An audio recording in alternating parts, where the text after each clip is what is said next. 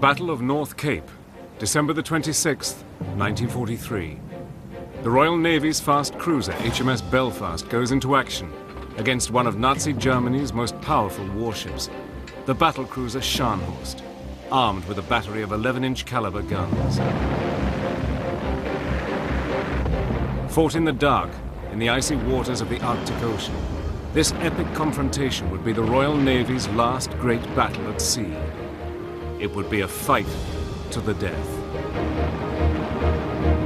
I was down below water level, and there's where I stayed for 12 hours. I didn't want to die, basically. I'm honest about it. I didn't want to die. On June the 6th, 1944, Belfast again makes history as she fires the opening shots of the D-Day invasion. We were about to embark on the biggest military operation the world had ever known. Using archive film and colour reenactment, Battle Stations goes on board HMS Belfast to reveal the inner workings of a big gun warship in World War II.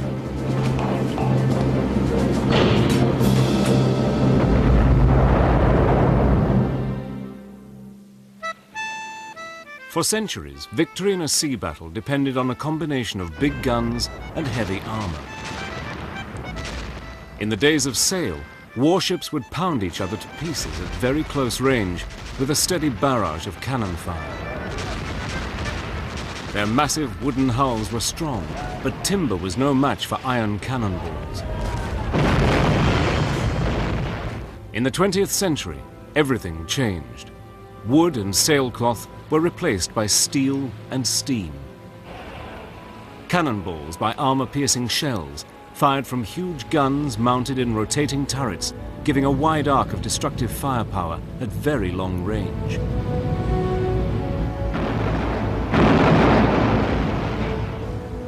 The battleships were fearsome weapons, but their size and weight limited their flexibility. Their chief role was to act as a deterrent, the ultimate expression of sea power.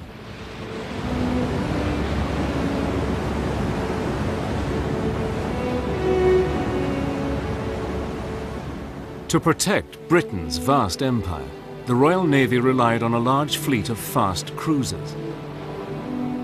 They were much smaller and more agile than the great battleships, with lighter armor and smaller guns. But their speed meant that they could be deployed very quickly to remote trouble spots. But by the mid-1930s, tensions were growing closer to home in Europe as Nazi Germany began to rearm. The German Navy began building a series of big gun warships. Many of their names would go down in history: the Bismarck, the Tirpitz, and the Scharnhorst. Great Britain responded with its own shipbuilding program. In May 1936, the Admiralty ordered a new and improved cruiser to be named HMS Belfast. She carried 12 6-inch guns in 4 turrets, 2 at each end of the ship. They had a rapid rate of fire and a range of more than 14 miles. On each side of the main superstructure, there were 3 torpedo tubes and 3 smaller gun turrets, mounting the secondary armament of 4-inch guns. The hull was protected by a 4-inch thick belt of steel armor plating. Top speed was an impressive 32 knots, about 36 miles per hour. HMS Belfast entered service with the Royal Navy on the 5th of August 1939. Now she needed a crew. I was full of adventure. I wanted to do things, and the Navy seemed a good way to get in there. And also, I had a feeling that there was going to be a war. And if there was going to be a war, I wanted to decide where I was going to go. And I fancied the sea. You come to join the Navy? I have joined. Good for you. Well, it's not a bad sort of life. For her very first crew, joining the brand new cruiser HMS Belfast was a memorable experience. When you get a new car, nobody's had their hands on it. It's yours. And that was the same thing with the Belfast. It was mine. John Harrison found himself in charge of A and B 6-inch gun turrets. It was something to be on a ship of that size, so brand new, with all these modern things. And I went along to the turrets. They were magnificent. It was a very thrilling experience to be presented with this power. I thought to myself, when you look at these turrets, there's 3 guns there. They're capable of firing 14 miles. I've got a powerful beast here. And those guns would soon need to be ready for action. Barely a month after HMS Belfast was commissioned, Britain was at war with Germany. The first action was at sea. Enemy sighted. This is what they've been waiting for. Action stations. Open fire!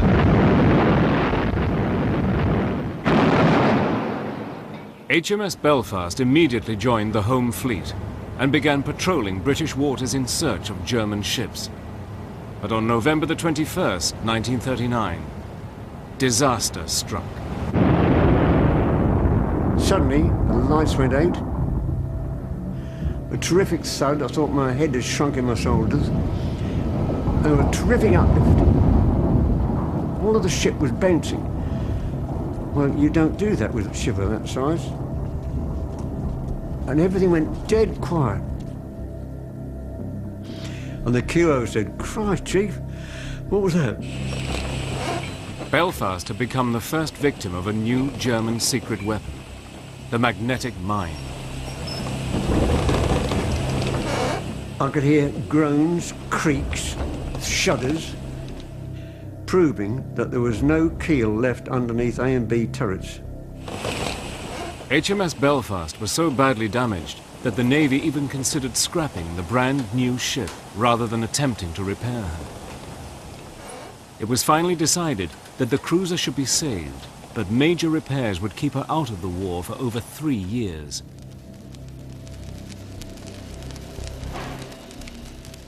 During Belfast's long refit, huge advances were made in the new science of electronics. A crucial new weapon was radar. It transmitted a powerful radio beam which bounced off the target and back to a receiving aerial. The echo appeared on a screen, indicating the target's position and range. This electronic eye revolutionized warfare. Belfast was fitted with the latest radar equipment, linked to a highly sophisticated fire control system for the guns.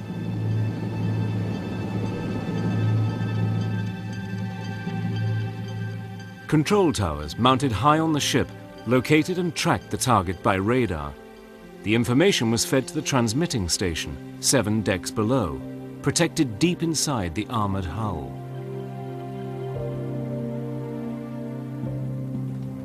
Here, the training and elevation settings for the guns were calculated using a complex mechanical computer, the Admiralty Fire Control Table.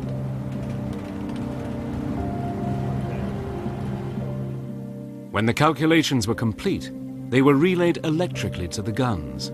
When all was ready, the guns were fired remotely from the control towers.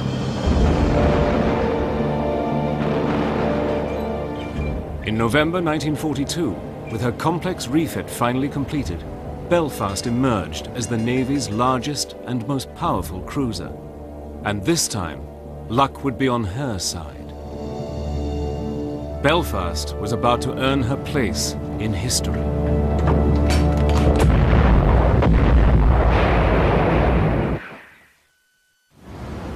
What a gigantic job confronts the Royal Navy. Shipping to be convoyed against the ever-present threat of enemy raiders. The raiders themselves to be tracked down in vast expanses of trackless ocean, which present the old problem of the needle in the haystack. Early in 1943, HMS Belfast became the flagship of the 10th Cruiser Squadron, led by Vice Admiral Robert Burnett. Burnett was an aggressive commander.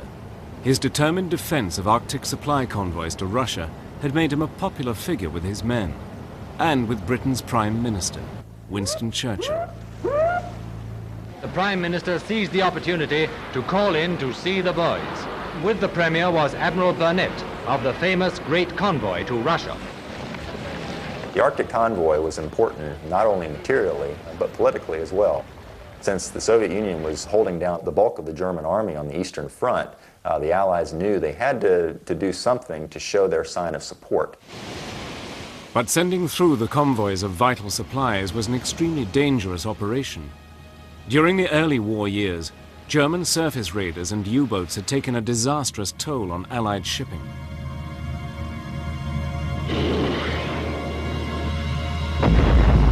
On one Russian convoy, 2 out of every 3 ships were sunk.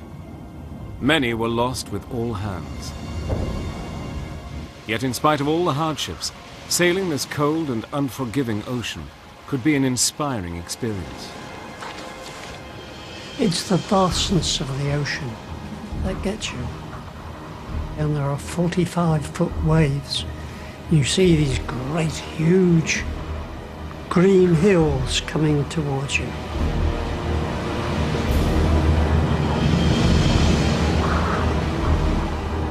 You know, and you glory in the fact that the ship goes up and over this wave and down it. And you're dependent entirely upon yourselves. Belfast's crew of almost 1,000 men was packed into a space only 613 by 69 feet. Only the senior officers had the luxury of a cabin. The rest ate, worked, and slept in the same space, known as the mess deck. You're all in the same boat, more or less, and you stuck together, and if you went ashore, you stuck together, and it was one for one and one for all. You don't exactly like everybody, but you put up with everybody. You've got to. They're dependent on you, you're dependent on them. Boy, you better be friendly if anything happens. Their beds were simply canvas hammocks, a British naval tradition dating back to the days of sailing ships. The awkward process of getting into a hammock was the first skill every British sailor had to master. Hands on a bar a bit higher than what your hammock was slung and just swing yourself in. You had to stay across both ends to keep the hammock from folding up. Once you get into it, you get the roll of the ship and it swings you off to sleep, and it's such a comfortable sleep too. If the ship was at sea and you were swinging to and fro, you would have to disturb the man in the hammock next to your own if you were about to get into it. Hammocks were only that much apart. The beating heart of the ship was its engine room, situated deep down below the water level and protected by the armor plating. For the engine room crew, the deafening roar of the engines and the ever-present reek of fuel oil made this one of the most uncomfortable and claustrophobic places to work on the whole ship. One of the things all personnel do when they join the engine department is to make sure they know the precise position of every valve, every means of shutting off a source of power in the dark, and with the ship sinking possibly. Most personnel in the boiler rooms didn't expect to survive if the ship was badly damaged. Up on deck, the greatest enemy was the cold.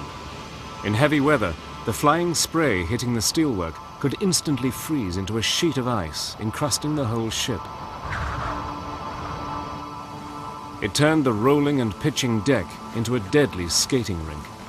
It seized winches, sealed up doors, and jammed guns. If allowed to build up, the weight of ice could unbalance the whole ship.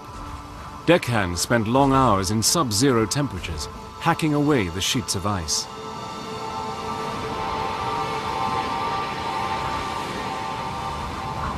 It was awful. That was the worst thing imaginable. You can't really describe this excessive cold. If you hadn't worn gloves, if you touched anything metal, you lost your finger ends, your fingertips. Absolutely dreadful. There's no other word for it. If you can imagine a ship ploughing through icy cold water in an Arctic gale,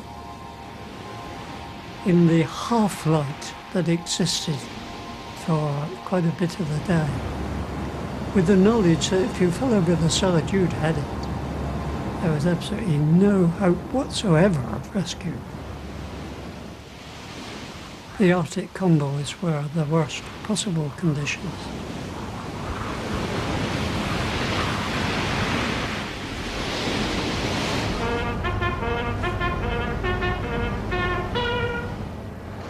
But the greatest danger of all was the constant threat of enemy attack. Aircraft would be fought off with a mass of small caliber weapons and the ship's secondary armament of 4-inch guns.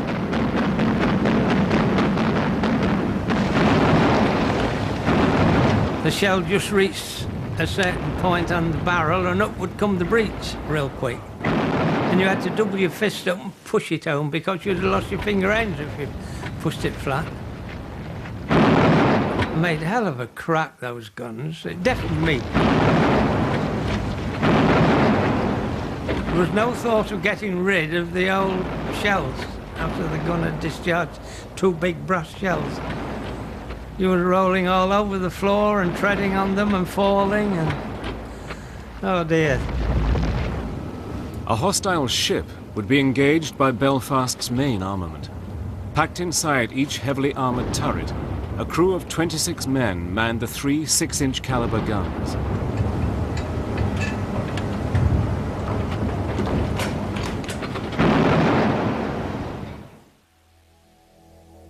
Beneath each turret was a gigantic armoured cylinder called the barbette. It supported the 175-ton revolving structure and protected the system of hoists which fed ammunition to the guns. At the very bottom of the ship, the magazine supplied the explosive charge, a bag of cordite that could hurl the shell some 14 miles.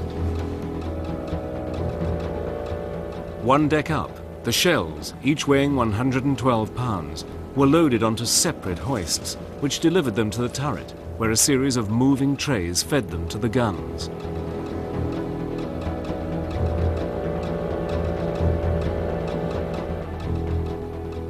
The 7-man gun crews practiced the routine of loading and firing again and again, until each man could do it in his sleep. Each crew member had a single task to perform, but all had to dovetail together at exactly the right moment.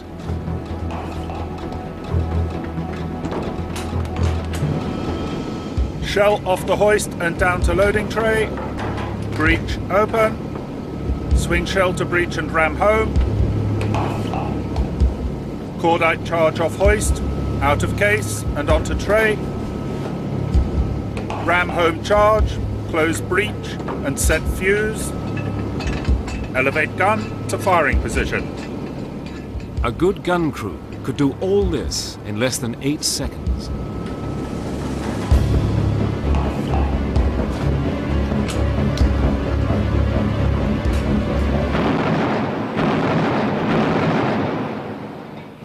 The gun crews, of course, were trained to perfection. The rate of fire was quite intense. Now you can imagine the pandemonium in that. Organised chaos sums it up. But they all knew exactly what they've got to do, where they've got to be, and how they've got to do it.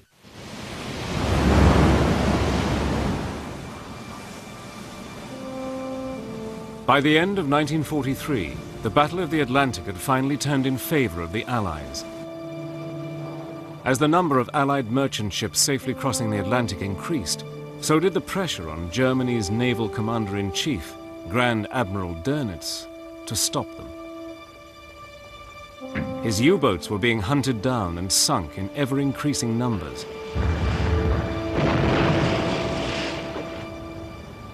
But he still had one lethal weapon in his arsenal, which the Allies had learned to fear: the battlecruiser Scharnhorst. Based in Norway, she was well positioned to launch a surprise attack on the Arctic convoys to Russia. And she had the firepower to single-handedly wipe out an entire fleet of ships with her 11-inch guns.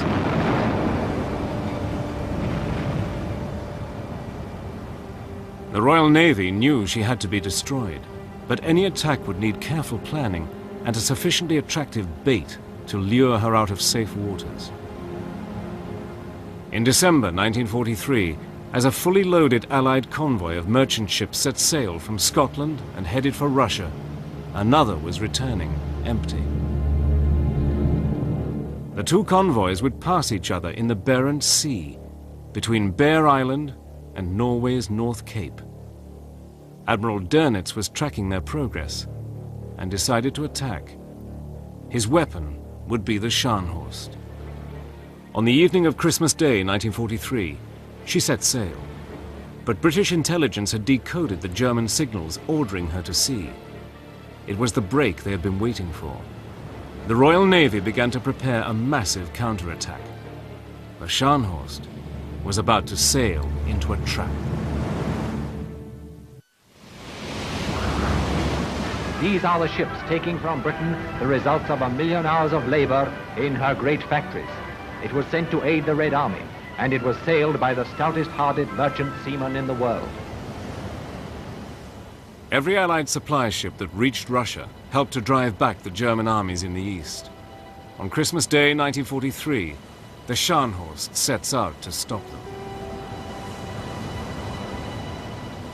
But while the Scharnhorst closes in on the convoys, the British Commander-in-Chief Home Fleet, Admiral Fraser, has already prepared his two-pronged plan of attack. Admiral Burnett would lead Force One, formed of his three cruisers, Belfast, Norfolk, and Sheffield. As the Scharnhorst closes in to attack the convoys, Burnett's cruisers will intercept her and drive her back into the path of Force Two, led by Admiral Fraser's own battleship, the Duke of York. At 44,000 tons, Duke of York was one of Britain's biggest and most powerful battleships. She was armed with 10 14-inch guns.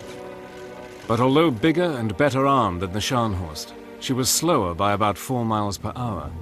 A small but vital difference. In any sort of sea battle, speed is important and maneuverability is important, because if you really can't get in the proper position to launch your torpedoes or fire your main batteries, then the ultimate outcome of the battle will probably not be in your favor.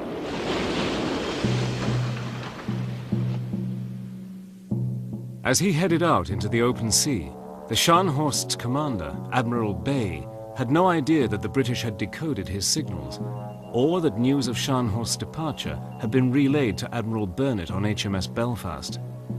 Admiral Bay was sailing straight into the trap. It'd be Christmas Day. Admiral Burnett spoke on the tannoy to say there was 50-50 chance of meeting the Scharnhorst tomorrow.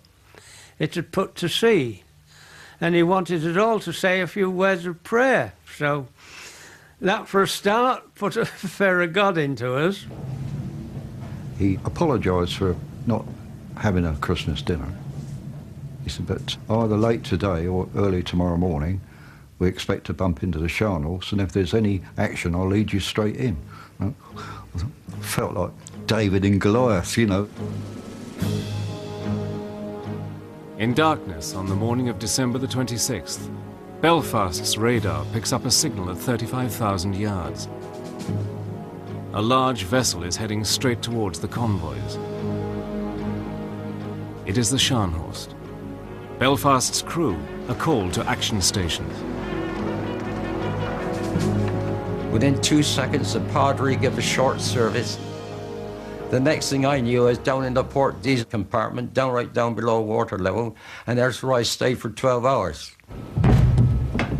When you go into actions, you close all doors and sculls, and they've got to be shut tight, because they're going to be watertight, because it would be danger to the whole ship if one door was left open and it got flooded. With each man at his battle station, the crew of HMS Belfast prepared to go into action. At any moment, the huge guns of the Scharnhorst could be turned on the cruisers, but her radar had failed to detect them. Under cover of darkness, they closed to 13,000 yards and opened fire.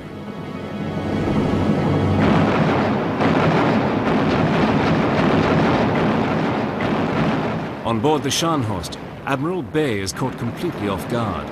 his ship is rocked by an explosion as one of Norfolk's shells knocks out her forward radar. The Scharnhorst turns away at full speed and vanishes into the darkness. On Belfast, the radar plotters soon lose contact. It looks as if the carefully laid plans might fail after all, but Admiral Burnett is convinced that the Scharnhorst will return for another attempt at attacking the eastbound convoy. Rather than search for the Scharnhorst, he orders his cruisers to continue screening the convoy and waits. After almost 2 hours of nail-biting tension, his gamble pays off. Belfast again picks up the Scharnhorst on radar as she closes in once more to attack the convoy. However remote you are from the bridge, you share in the agonizing that's going on there, and you share in the excitement. At 11,000 yards, all three cruisers open fire.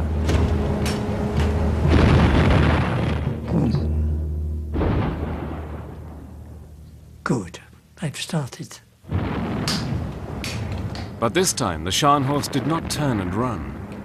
For 20 minutes, the battle raged. For the sailors stationed deep down below the waterline, the tension was almost unbearable. As the sounds of battle reverberated through the ship, they knew that if she went down, their fate would be sealed.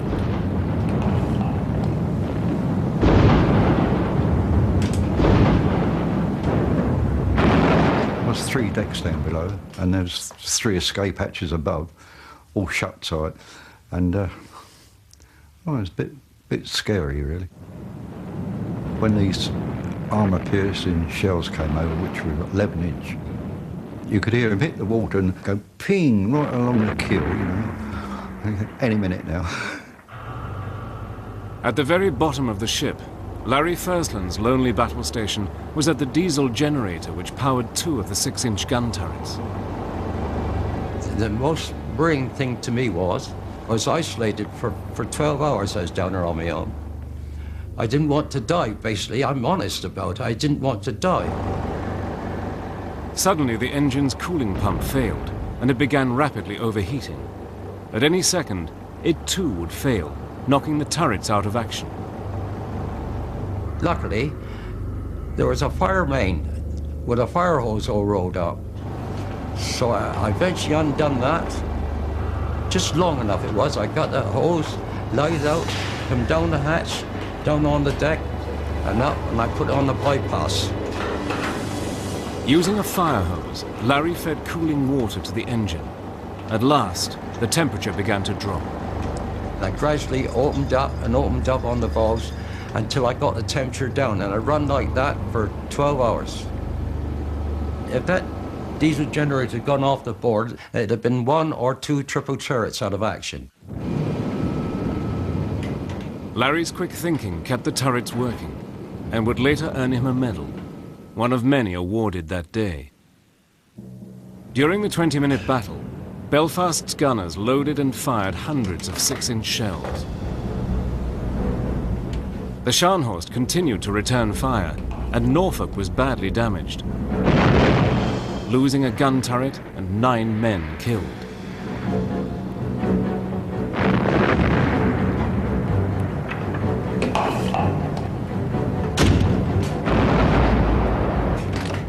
Then, just as he seemed to be gaining the advantage, Admiral Bay decided to break off the action and retreated.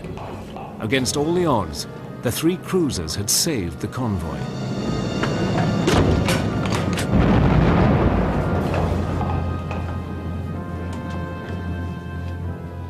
As Admiral Bay set off at full speed for the safety of his base in Norway, with Admiral Burnett's cruisers in hot pursuit, he didn't know that the battleship Duke of York, with its 14-inch guns, now lay almost directly in his path. The trap was about to close.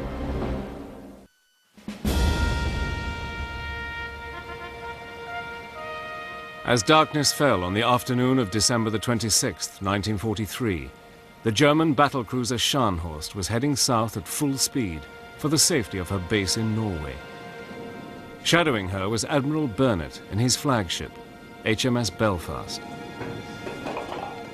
For Belfast's crew, it was a tense and nerve-wracking time. They all knew how slim their chances would be if the Scharnhorst decided to turn her massive guns against them.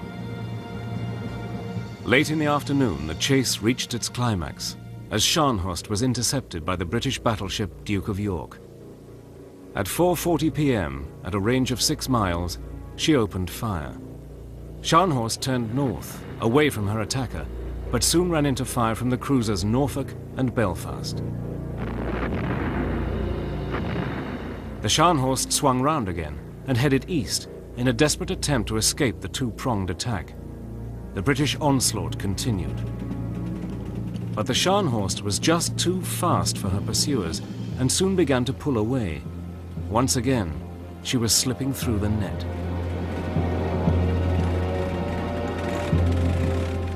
Then, at extreme range, one lucky shot exploded in the Scharnhorst's boiler rooms. Her speed began to drop, and the British Commander-in-Chief, Admiral Fraser, ordered his fast destroyers to close in and launch a torpedo attack.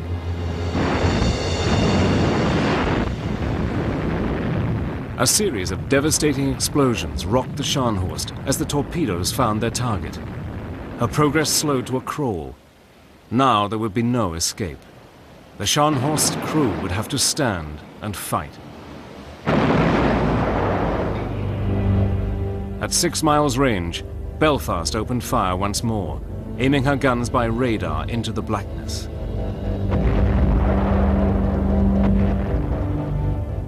Within half an hour, the Scharnhorst had been pounded into a blazing inferno. From his battle station high up in the radar plot, George Burridge was one of the few members of Belfast's crew who actually witnessed the final moments of their enemy, the legendary Scharnhorst. We then saw the Scharnhorst completely engulfed in flames. A terrible sight when you think about it. And, yeah, very memorable. I can see it now. It's a tremendous sight when you see a ship of that size with that number of people on go down. It's unbelievable, quite frankly.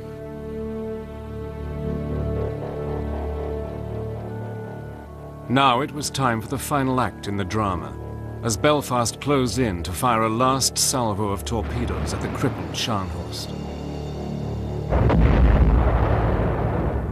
At 7:45 p.m. on December the 26th, Belfast's radar plotters watched as the Scharnhorst's blip dwindled away and vanished from the screen. The message was broadcast throughout the ship. Scharnhorst has sunk. And when it was actually sunk, a smell came down the ventilation trunkings of oil fuel, one of the foulest smells in this world. And my thought was, poor devils. And that's how I felt. Swimming in oil fuel. Can you imagine it?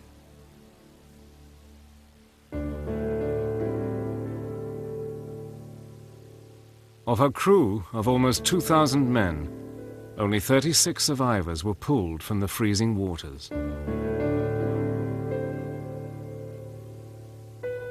I thought we should have picked more survivors up. I saw a signal in the signals office shortly afterwards, and it just said take a small sample. Well, to me that meant leave them. For Belfast's crew, victory was tempered by an understanding of what those final moments must have been like for the German sailors. He's only a sailor, just like you. So you don't feel any hatred. Well, at least I don't believe sailors do. They're seasick just the same. Of the Scharnhorst crew of officers and men, 36 were rescued. These are the only survivors. A bitter defeat and a superb victory for these men of the British Navy. It's a matter of survival. It is either they go down or you go down, because naval tradition being what it is, the ships fight until it goes down. There's no question of surrendering or giving in or turning away. You fight until the end. Not a very clever situation, you might think, but that's the way the Navy does it. So we achieved what we went after. And no regrets for those that got killed, of course. None at all. No, it's just another enemy ship sunk. Good-o. It wasn't me. That's the theory. It was him. Heartless? That's what we're trained for. It had been a Christmas the men of HMS Belfast would never forget. Their ship had played a key role in the first modern sea battle, a battle fought mostly in complete darkness, depending entirely on the new science of electronics. But the first was also the last, as centuries of naval tradition were swept away. The Battle of North Cape represented really a changing of the guard as far as the Royal Navy was concerned. I mean, the Royal Navy had been built on the tradition of Nelson and Trafalgar and HMS Victory. It was the big gun battle, the gunnery duel, the broadsides against the enemy. Yet North Cape represented really a passing of those traditions. It was the last big gun engagement in which the Royal Navy was involved. Britannia ruled the waves once more. Germany had lost the war at sea. Now she had to be beaten on land. As the new year dawned, plans for the invasion of mainland Europe were already being finalized, and HMS Belfast would be at the very heart of the greatest military offensive in world history.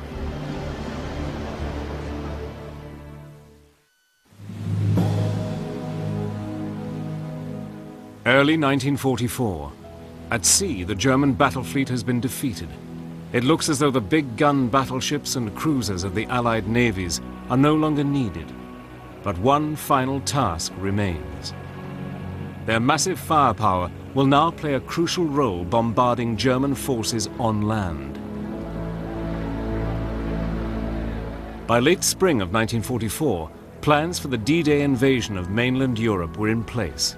Warships like HMS Belfast would protect Allied troops during the critical early stages of the invasion. The first few hours of any invasion against a beachhead are pivotal, because if the enemy is able to bring reinforcements up, it can really turn back the assault troops or really throw them back into the sea. German troops that may have been able to influence the battle on the beaches were just prevented from getting there because of the big gun ships like Belfast. On the evening of June the 5th, 1944, a vast armada began crossing the English Channel to the Normandy coast. Among the leading ships was the cruiser HMS Belfast. The Admiral told us that we were about to embark on the biggest military operation the world had ever known. The success of this tremendous undertaking depended vitally upon the naval bombardment that would precede the assault of ground forces. General Eisenhower said of these men, "There is no question at all as to the readiness of the troops. They are well trained, fit, and impatient to get the job started and completed." Going up the English Channel, we were actually threading through in daylight these hundreds and hundreds of vessels, all in straight lines, and these silent soldiers. One or two sailors tried to cheer, but they soon gave it up. The soldiers were absolutely quiet, and we went on and on through these ranks until it got dark. Incredible sight. With the knowledge that these were the human beings who were going to go ashore. At 5:30 a.m. on June the 6th, 1944, HMS Belfast fired the opening shots that launched the D-Day invasion.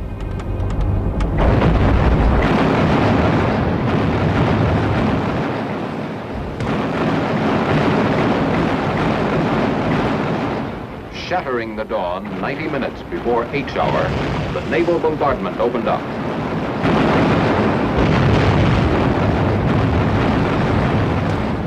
Rapid-firing cruisers like Belfast were the ideal weapon for coastal bombardment.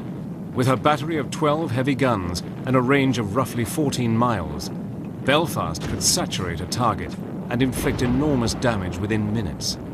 Each gun turret could fire more than a ton of shells every 60 seconds. A broadside of all 4 turrets pulverized the German positions with a ton of shells every 15 seconds.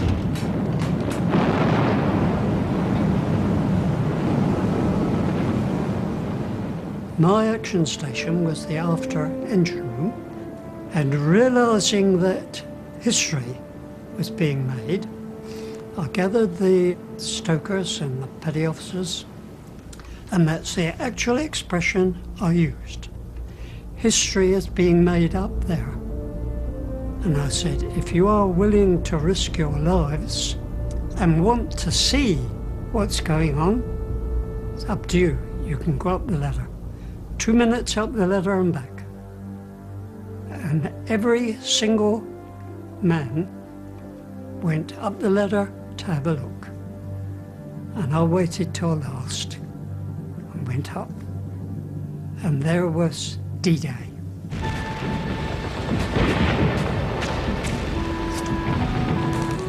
Every picture I see reminds me of that 2 minutes, looking at these hundreds of vessels and the men jumping into waves 5 feet high, the bodies on the beach, the confusion on the beach. Yes. We saw D-Day.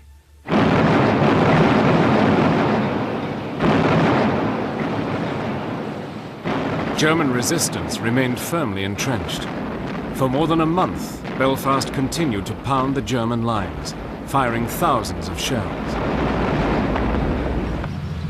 At last, the Allies began the breakout to the east. Within 2 days, the Germans had retreated beyond the range of Belfast's guns. And on July the 8th, she fired her last shot.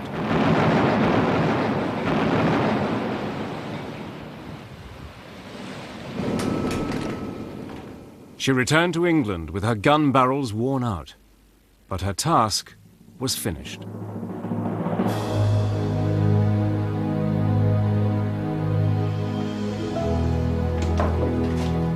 After World War II, there would be no more epic battles at sea.